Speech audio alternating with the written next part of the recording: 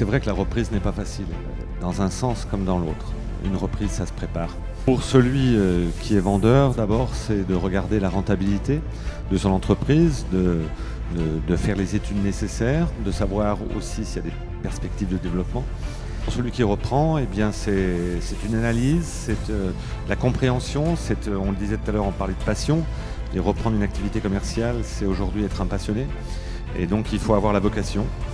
Et tout cela se fait évidemment dans une ambiance plutôt agréable si l'histoire se prête. C'est souvent une rencontre, une reprise aussi. Donc c'est pas que du pratico-pratique, il y a souvent une rencontre. Le hasard. Et la CCI est partenaire. Alors d'abord on a un site pour mettre ces magasins en vente. On a une opération qui est faite pour cela au sein de notre métropole.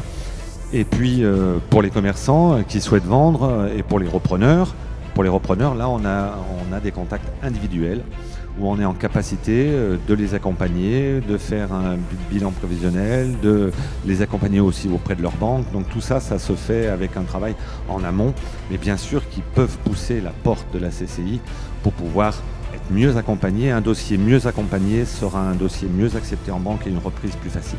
La chocolaterie Panel à Grigny. Elle est représentée par ses gérantes Géraldine et Charlotte Panel qui sont avec nous ce soir. Tout à fait une évidence en fait, ouais.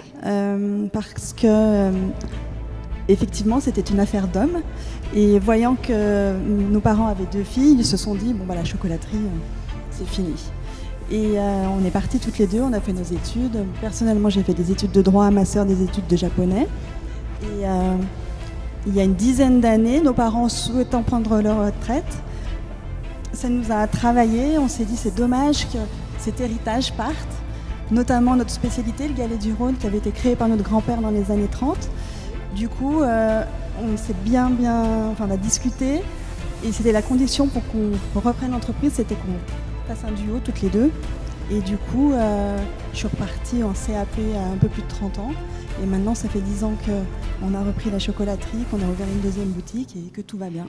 En 10 ans, on a énormément développé le chiffre d'affaires. On a ouvert une 2e boutique et puis on essaye d'être présente énormément sur les réseaux sociaux. Car aujourd'hui, c'est notre manière à nous de communiquer avec nos clients et nos futurs clients. Le galet du Rhône est toujours notre produit phare, toujours fabriqué de la même manière. On a gardé le même process de fabrication depuis 1930, les mêmes machines même aujourd'hui. Donc mon père a transmis la recette à ma sœur. Oui. Et voilà, du coup, c'est vraiment un super produit que je vous invite à découvrir dans nos boutiques.